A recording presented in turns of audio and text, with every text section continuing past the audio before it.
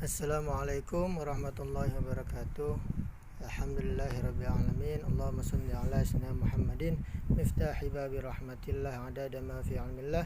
Salatan wa salaman daimaini bidawami mulkillah wa ala alihi wa sahbihi wa mawala amma ba'du. Yang saya hormati yaitu Ibu dosen pengampu mata kuliah Psikologi Pendidikan, yaitu Ibu Hajayaya Robiatul Adawiyah MPD. Semoga selalu dalam rahmat Allah dan perlindungan Allah Subhanahu wa taala. Amin amin ya rabbal alamin. Di sini saya akan mempresentasikan daripada untuk tugas mata kuliah UAS, untuk tugas UAS saya, yaitu tentang yang berjudul tentang konsep dasar psikologi pendidikan. Ya, lalu selanjutnya kita bisa lihat di situ hakikat konsep dasar psikologi pendidikan. Kita harus mengetahui apa arti psikologi. Psikologi berasal dari bahasa Yunani, yaitu psiki yang berarti jiwa, sedangkan logos yang berarti ilmu. Jadi secara harfiah, psikologi berarti ilmu tentang jiwa atau ilmu jiwa. Kita bisa mengetahui jiwa seseorang dengan mempelajari ilmu psikologi.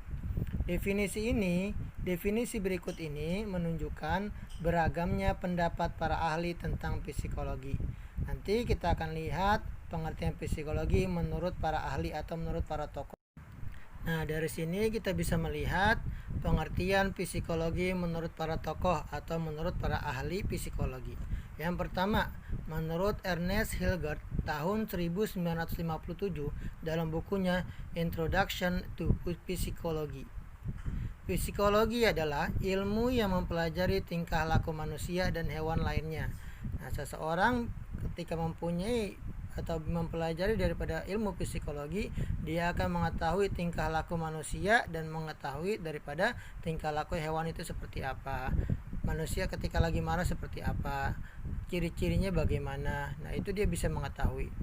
Lalu yang kedua, menurut George Miller dalam bukunya Psychology and Communication, psikologi merupakan ilmu yang berusaha menguraikan, meramalkan, dan mengendalikan peristiwa mental dan tingkah laku.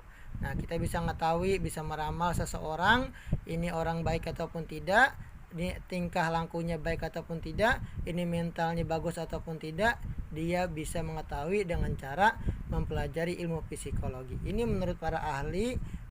Ya, lalu selanjutnya kita akan bahas tentang hubungan psikologi dengan ilmu pendidikan. Apakah ada hubungan psikologi dengan ilmu pendidikan? Nah, apa sih psikologi dengan ilmu pendidikan? Psikologi dan ilmu pendidikan tidak dapat dipisahkan satu dengan yang lainnya. Seperti halnya kita ketahui mata rantai yang ada di sepeda. Rantai yang ada di sepeda itu satu dengan yang lainnya berkaitan. Apabila satu dengan yang lainnya itu putus, maka sepeda pun tidak bisa digerakkan. Sama seperti halnya psikologi dan ilmu pendidikan, dia tidak bisa dipisahkan satu dengan yang lainnya. Karena antara psikologi dan ilmu pendidikan mempunyai hubungan timbal balik. Ilmu pendidikan sebagai suatu disiplin bertujuan memberikan bimbingan hidup manusia sejak ia lahir sampai mati. Sedangkan pendidikan tidak akan berhasil dengan baik jika tidak dibarengi dengan psikologi. Demikian pula watak dan kepribadian seseorang ditunjukkan oleh psikologi. Oleh karena itu, begitu eratnya hubungan antara psikologi dengan ilmu pendidikan, maka lahirlah yang namanya psikologi pendidikan. Lalu setelah kita mengetahui dari tadi tentang apa itu pengertian psikologi menurut para ahli, nah di sini kita akan mengetahui tentang pendidikan. Karena tadi psikologi sudah kita ketahui, sekarang definisi pendidikan. Pendidikan itu apa sih?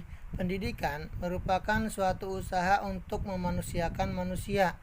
Artinya ditujukan untuk membentuk sikap dan mental peserta didik ke arah yang lebih baik.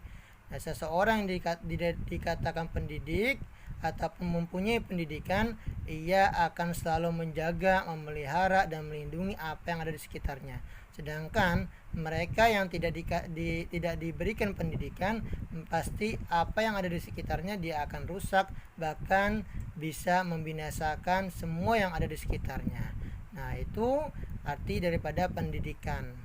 Terima kasih saya ucapkan kepada Ibu dosen yaitu Ibu Haja Yayah Robiatul Adawiyah atas tugas yang diberikan ini. Semoga tugas ini bisa memberikan nilai yang terbaik untuk diri saya dan dimaklumi apabila banyak kesalahannya. Wassalamualaikum warahmatullahi wabarakatuh.